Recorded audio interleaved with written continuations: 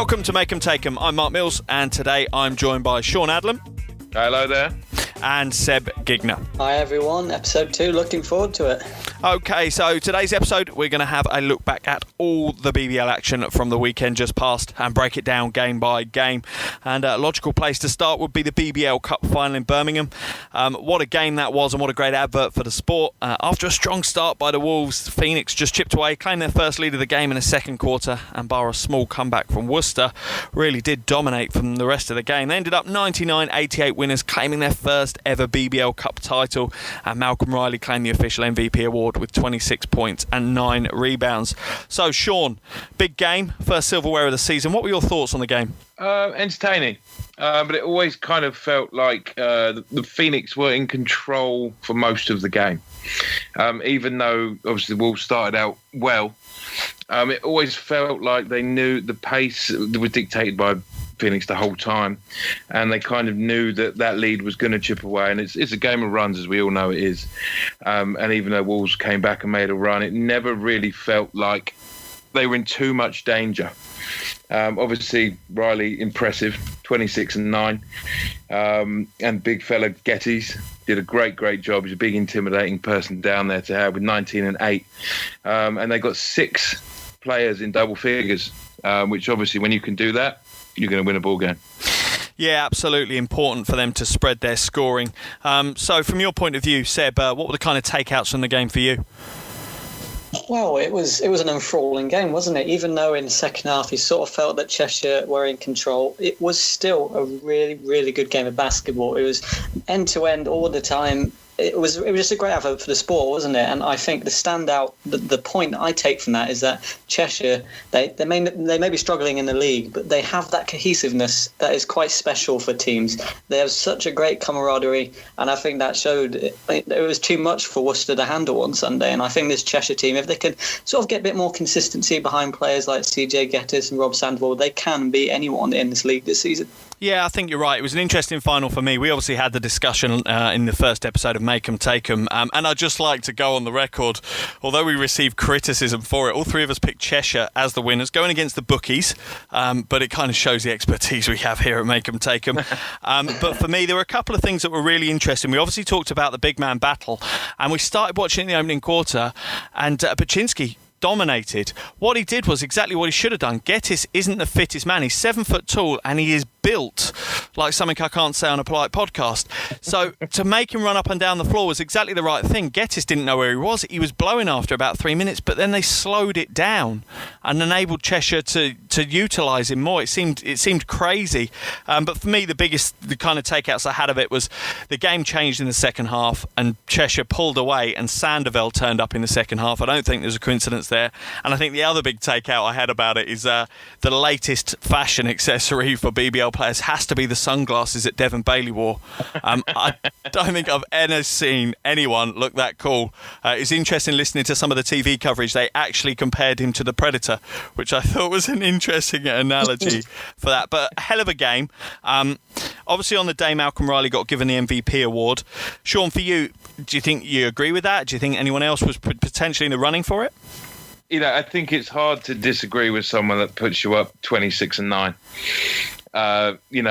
He's just a great player, and he just impressed, and it felt like the flow of the game was dictated by whatever he wanted to do. So for me, they got it right on the money. And what about you, Seb? Would you have penciled Riley in as MVP as well? Possibly, but I think that the game is more than just the stats. And I personally thought that CJ Gettys, when the team needed him at the end, he demolished Dallin Baczynski. Dallin Baczynski was, he's a big guy. He knows his stuff in the BBL. And I thought towards the end of the game, when it mattered, CJ Gettys held strong. Of course, we were talking last week about whether Gettys, his first professional season, his fitness perhaps, can he hold it all together? And I thought he did an absolutely fantastic job leading his team. And he led the celebrations too, so it shows how much he means to that team. And I think that he would have been a good choice for MVP, but I guess you can't really look past Malcolm Riley in terms of the stats, can you? Yeah, it was a funny one. I kind of looked at Riley and his stats kept popping up, and I was kind of like, I haven't seen him score these points, so it was a little bit confusing. He kind of sneaked them in. It was one of those where he's just constantly chipping away. But I agree with you, Getis. Again, if he'd played like that for 40 minutes, if he played like that for the whole game, his stat line would have been an absolute monster. But he struggled in the opening stages. In the opening quarter, he didn't have his own. But yeah, I think probably with Sean on that one, and with the kind of official MVP, it's difficult to go past Riley. But an amazing final and a great way to kind of have the first silverware decided. But that was obviously our game of the week. There were obviously 2 league games on Friday night as well. First up for us to talk about was the DBL Sharks Sheffield hosting the Manchester Giants. We almost got dealt a massive shock. Giants kept the Sharks to just 8 points in the second quarter, only trailed by a point at the half, stayed with them all the way through to the final minute. Now you have to bear in mind, obviously, the Sharks are flying high. They're in the top half of the table, and Manchester are second from bottom, so that's not what we expected. Sharks finally sneaked away with a 77-72 win. Seb, what were your takeouts on this one?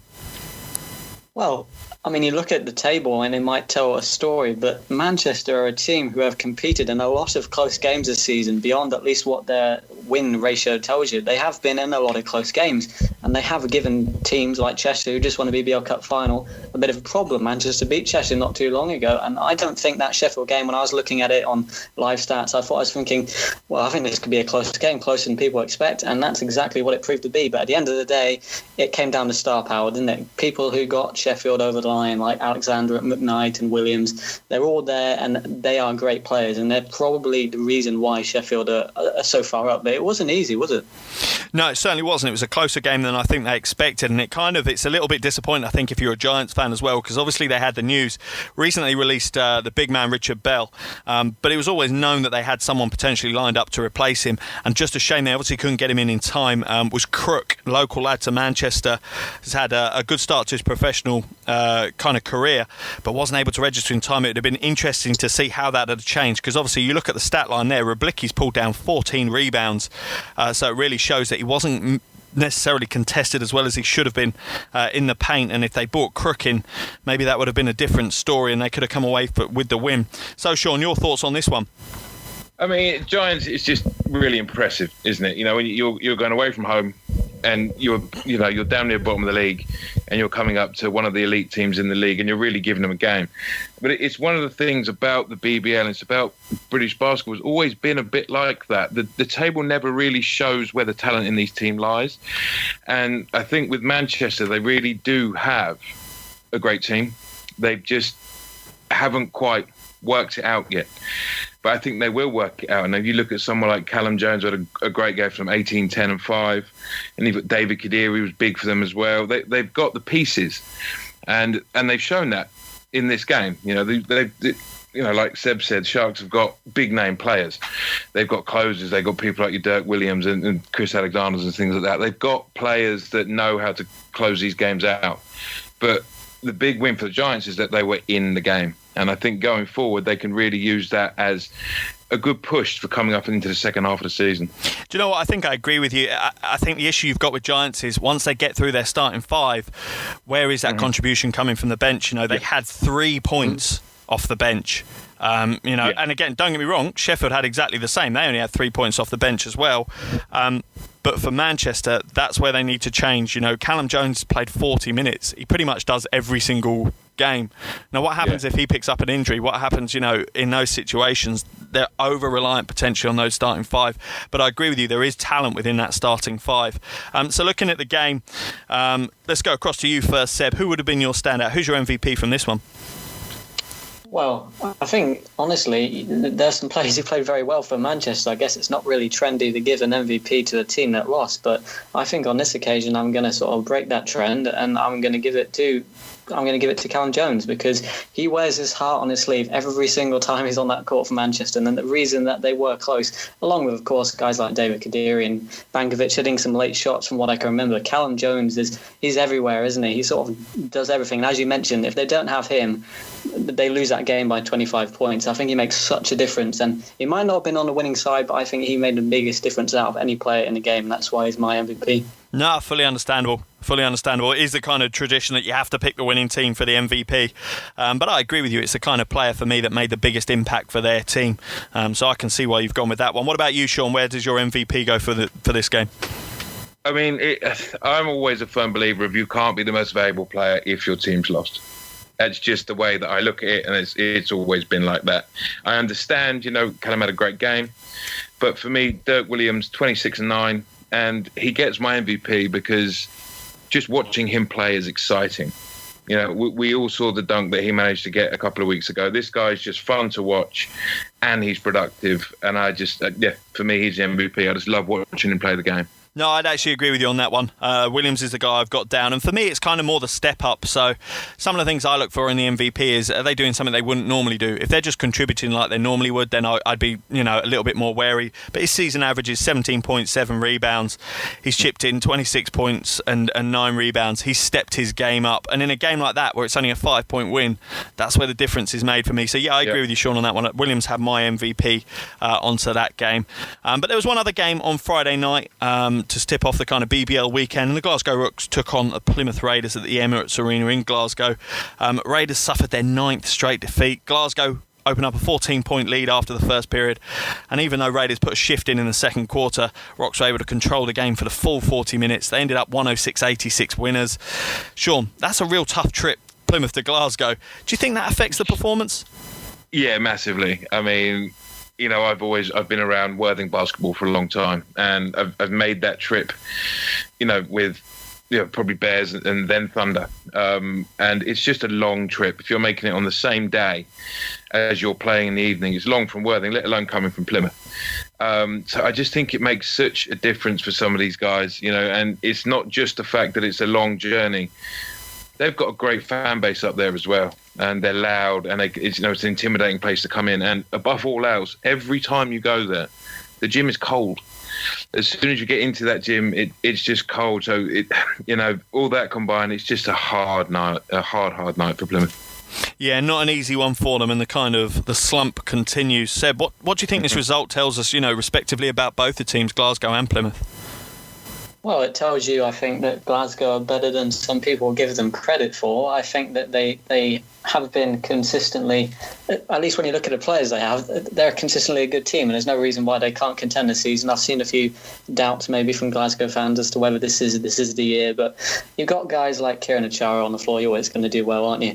And then you compare that to Plymouth, who have been my biggest disappointment this season in terms of players they have available and how they've translated that into results. And again, it's just another loss on the board, isn't it? And that must be so demoralising for that team. When you have Neil Watson at point guard, you should be doing better than that, quite simply. And I think it's not really come together. They have players like Cooney Rochford. These are good players, and I don't think they're playing up to their standards. And again, yeah, it's a tough trip, but at the end of the day, that's just part and parcel of it. Plymouth, they'll be used to it by now, making those long trips. That's not really an excuse, and I'm sure none of the players and head coach will be saying they won't be giving that as an excuse. So I think it's disappointing, but they have the players available to come back, and well, for their sake, I hope they can this season. Yeah, it's an interesting one. On the Plymouth side of things, I agree with you. You look at their roster and it's stacked. You've got Watson, who's, recent years one of the best point guards in the league. He's got 9 points. Rochford, 8 points. Even the guys they're bringing in, Will Neighbour, 24 points, but 8 turnovers. I think the thing they've got is they're bringing in new pieces, and yes, it's upgrading the team, but these new pieces have got no time to fit together, and it's just a fragmented display. As a point guard, you need to know, well, what do my guys want? Where do they want the ball? What's their offensive structure? What's their thing? Is it a jumper from the short corner? Are they going to flash to the wing? Is that where they want the ball? When do they want it? And I think this is showing in Plymouth. The problem they've got is time's running out. They want to be a playoff team. They sit, 10th in the table at the moment with only 4 wins. They need to start picking up some wins. So I think they've got pure talent. You look at their roster and it's up there with some of the best in the league, but they've got to start picking up some wins. And like you say, from Glasgow's point of view, I think they're starting to get some traction now, and really starting to show. And I agree with you, Achara is just unbelievable. How long he'll keep going, I don't know, but it'd be interesting to see what does a Glasgow Rocks team look like without Achara, because I can't imagine he's got many more seasons left in the knees. But interesting to see. But yeah, again, for me, I think it was one where it went to the form book, and Plymouth can't afford to give up a 14-point deficit in that first quarter. Otherwise, they're just going to be on the back foot the whole time. So, Sean, looking at this one then, who's your kind of MVP from this game? Probably looking at Earl Brown. I think, he's 21, 8, and 2. I think that's a solid game. And what about you, Seb? Who have you got penciled in for MVP on this one? Well, Earl Brown had a good game. Gareth Murray had a good game, but I think you've got to give it to Kieran Achara, don't you? Just look at the stats line, and he just fills everything, doesn't he? Even if he makes a mistake on occasion, he always makes up for it, and he just leads his team by example. What a player to have as your captain, and again, another star quality A-grade performance from Kieran Achara. Yeah, no, I'm with you on this one, Seb. Chara's got my MVP vote. Again, it's just a pure captain's role, a 21-10 performance, 4 assists. He's kind of doing everything, 2 block shots. It's exactly what you want from your captain. So for me, yeah, Chara again has got my MVP vote for that. So that finishes off the games on Friday night. Moving across to Saturday night, that dealt us up 2 more games to look at. Flyers welcome the Lions to the southwest, and Bristol managed to snap their 5-game losing streak at home. Flyers got out early, and Lions really had no answer. Bristol walked away with the 81-64 win. So, Seb, Lions, they seem to be flying after the coaching change. However, it's quite a big loss here. How do you think that's going to impact? Well, it could have an impact, couldn't it? But it's a bit of a weird game to look at, isn't it? You think the Lions have started really well, and then you go into this game, and all of a sudden, they're on 64 points against a Bristol team who haven't been their best this season.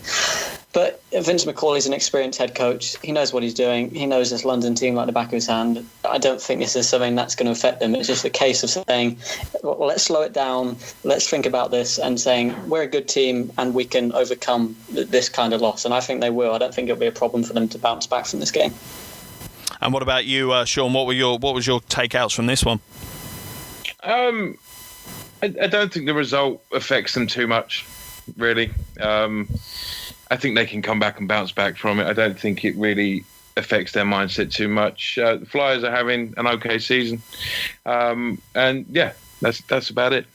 Yeah, no, it's an interesting one for me. You expected probably Lions to be the favourites going into that, but I suppose being down, by 11 points after the opening quarter and down by 19 points at the break, that's always tough to come back from, and you really need characters for that. The big takeout I have for London, and a guy that's really kind of hot on my radar at the moment, is Brandon Peel. 16 points, 15 boards in a losing performance. That's a huge performance for him, but the Flyers' defence is really strong. They've obviously forced some tough shots there for the Lions, and the Lions turned that over 18 times.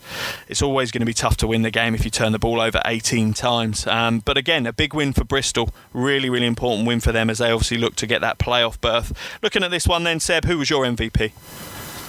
In terms of star factor, that maybe gave London a bit of a problem. As much as it gives every other team a problem, you've got to look at Brandon Boggs, don't you? Because defensively he does it, and offensively he can pull out the bag. And I think, again, his stat line will tell you that he was involved everywhere and gave London plenty of problems, so he's my MVP.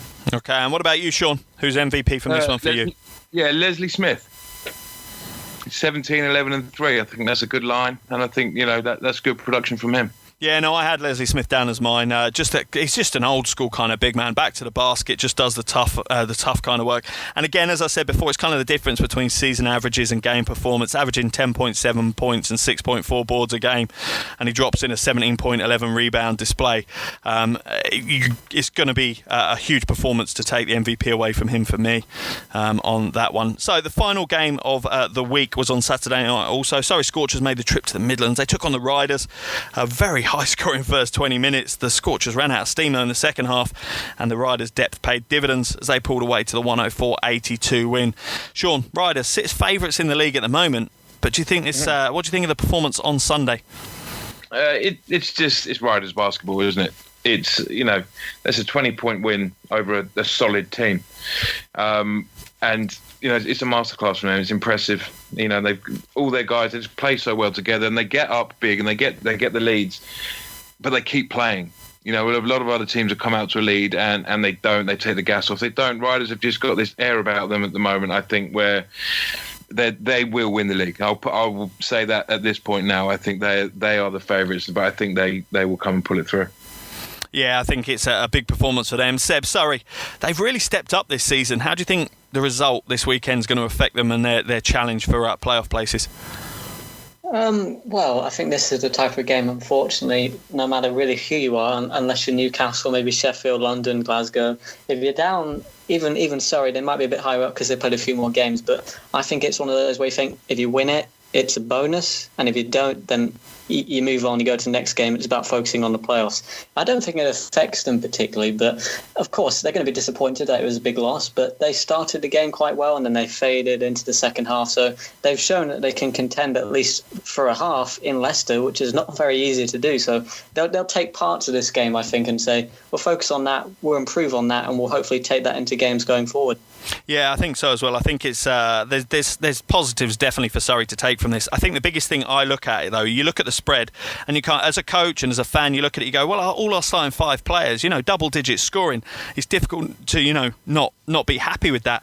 But I think the issue you've got is no one got over 16 points. Where's that focal point when your back's against the wall and offense isn't going well? Where's the guy that's saying, give me the ball? Get out of the way, give me the ball. Let's just clear out. Let me do my thing. Because you obviously look across at Leicester, and yeah, they've got 5 guys in double digit, but you've got Pierre Hampton, who scored 24 points in 18 minutes. And that tells me that, okay, in that game, he took control. And I don't think Surrey had that player or potentially have that character in the team that just says that. Give me the ball and I'll get us through this barren patch of offence. And I think that was probably the biggest thing for me. But an interesting game, like you say. I think it just came down to depth. Leicester rotate through their bench, bringing Andy Thompson, Eric Robertson off the bench, Trayvon Wright off the bench. That's just, talent that we're getting any starting 5 in the league. So I think it's tough for a team like Surrey to compete against that. So, final MVP of the week vote for you here, Sean. Who stood out in this game? Bernardini. Again, shone out 19, 5 and 9. Yeah, huge game from Tyler Bernardini. What about you, Seb? Who have you got? Well, I mean, I don't want to disagree too much there with Sean, but I think you really have to give it to Pierre Hampton, don't you? Tyler Bernardini hit some big threes, but Pierre Hampton, you play that many minutes and he scored that many points. Mm-hmm. You're obviously doing something right, and Surrey are no slouches whatsoever. So I think you have to give that to Pierre Hampton based on really just how much of an impact he made in quite a short time. Yeah, this was a tough one for me. This was probably the toughest of the weekend, actually, to separate Bernardini and Hampton. In the end, I did plump for Bernardini, and there's one reason. It's not even the stat line for me, although both are quite impressive stat lines. It's the fact that Bernardini really, to a point, and there'll be arguments about this, I'm sure, is playing out of position. An awful lot of the time at the moment for Riders, he's being asked to play point guard. And trust me, he isn't a point guard. That's not where he wants to be. He's a shooting guard, small forward if you want to push him into that because of his size. But he doesn't want to be point guard, and he's taking a lot of those responsibilities. And to have a 19.5 rebound and in the point guard role, 9 assists. 9 assists. That's a huge game for him. And then you look at who the legitimate point guard, Keith Dowse, he hasn't got 1 assist in 17 minutes. No. And that for me tells you what Bernardini's doing. He's really stepped into that role, and that's kind of what tipped it. Although Hampton scoring 24 points in 18 minutes is unreal, 9 from 11 from the field, phenomenal. It's just the fact that Bernardini's doing what his team needs him to do for me in that one that's kind of sneaked the MVP award. So that's kind of the roundup of the games. We've looked back across the entire weekend, and it really leaves us looking at our weekly awards now. So let's go through our teams of the week. First up is going to be the guard selections. I'm going to break the ice on this one. A bit of an interesting one for my first guard selection. On the losing team in the cup final, but obviously you spoke to him recently, Seb, Helvisi Dusha, and alongside him was the MVP of the cup final, Malcolm Riley, as my guards. Dusha, 15 points, 8 assists in 24 minutes. For me, if he played more minutes in that final and Coach James had given him a bit more responsibility, I don't know, he might have had an impact on where the destination of the cup was in the end. And Riley's an easy pick. MVP of the finals, 26.9 rebound. It's just really an offensive phenomenon, and just flat out scores. So they're my backcourt selections. Sean, for you, who's your backcourt for this week? The PG was difficult because I had Dusha and I've got Christopher Alexander. Choosing between the two is hard because I think Dusha probably deserves it just because they lost that game. But like you say, if they use him to their advantage in that cup final, maybe things go differently. And Malcolm Riley, he's come home with silverware, so he's got to be on the team. Okay, he agrees. I'm impressed that we're agreeing. I like it. Seb, who have you got as your guard combo? Well, I think there were a lot of great performances from the guard spot this week, weren't they? But I think it'd be wrong if you didn't include someone from the BBL Cup final, and that's obviously going to be someone on the winning team, and I'm going to give it to Rob Sandoval. I think he was unlucky not to win the overall MVP award during that game. I think he could have. He was certainly a shout, and he really did lead that team, didn't he? So he's got to be one of them. And I guess the second one, I think you got a Glasgow game. I'm probably going to give it to Earl Brown because he just sort of controls everything, doesn't he? And he's so fun to watch from the top of the key. You never know what he's going to do. And he led his team to a convincing win, so I'm going to give it to those two. Yeah, to be honest, it's tough to argue against those two as well. Sandoval had a phenomenal second half, and Earl Brown, like you say, he's one of those players that's just enjoyable to watch. And, you look at some of the stat lines, and some of them get forgotten. But the fouls, he drew 8 fouls in that game. It just shows you how much pressure he puts on the other team. So, yeah, no, good shout, Seb, on those ones. So let's look at the front court. Who was your selections that are going to be patrolling the paint for you, Sean? I've got Dirk Williams because he comes up as a small forward. Now, again, I don't know. I think he's a guard, but they list him as a guard forward. So it's okay. You can play some small ball. We'll let you play a bit of small ball. I had to get him in there. You can't come, like we talked about earlier, with 26 and 9 and not get on the team of the week. I'd maybe see him as a 2, but I'll put him at a 3. I've got Trey Bowman at the power forward. And then I've got Gettys at the 5. Okay. Interesting 3. Seb, what about you? Who are your bigs?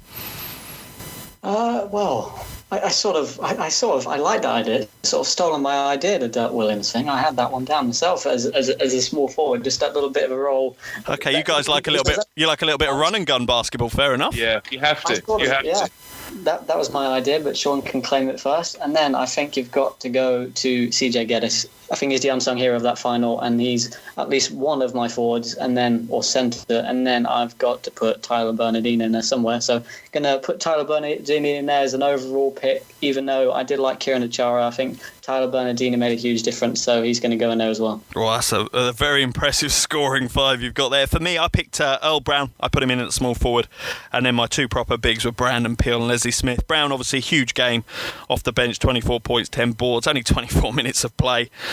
Peele, for me, Mr. Reliable, just gets it done. There's no attitude, there's no swagger. It's just a straightforward job for him.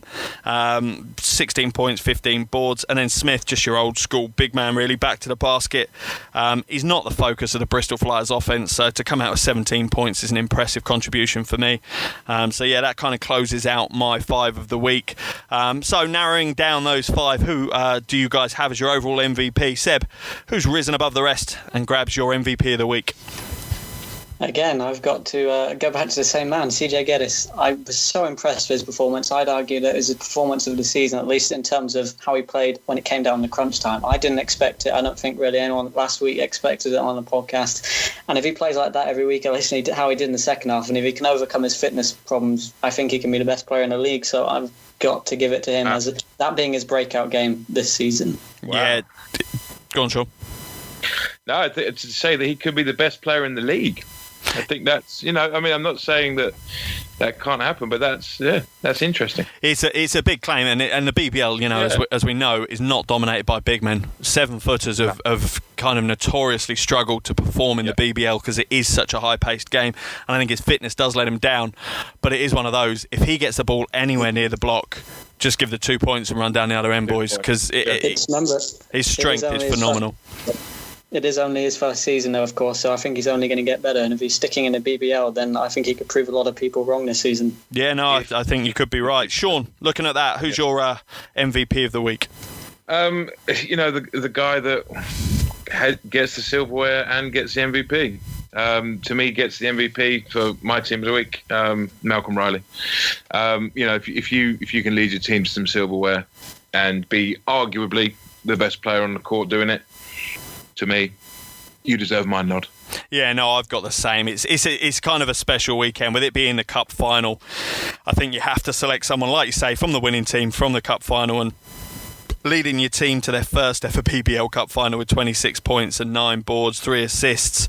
It's tough to look past Malcolm Riley. So yeah, he gets a MVP of the week for me as well. So that takes us through the roundup for this week, and that's it for today's episode of Make 'em Take 'em. I hope you enjoyed our look at the weekend's action. Make sure you leave us a review and wherever you get your podcasts, and also subscribe to us. We're now listed on iTunes, so make sure you subscribe to us and you'll be the first to get all our podcasts going forward. I just want to thank Sean and Seb for joining me today. No problem. Thank you very much for listening. And if you guys out there, part of the Make 'em Take 'em kind of ethos is being as inclusive as we can be. If you guys want to take part, be part of the team and contribute to what we're doing, please do drop us an email. And the email address is team@makeemtakeem.co.uk. Also, make sure you like our page on Facebook @MakeEmTakeEmUK and share this podcast with all your friends. Our next episode will be out Thursday evening as we look forward to next weekend's BBL games. Thanks for joining us. And remember, as Bob Hurley once said, this is basketball, not figure skating. You don't get extra points for degree of difficulty. See you all soon.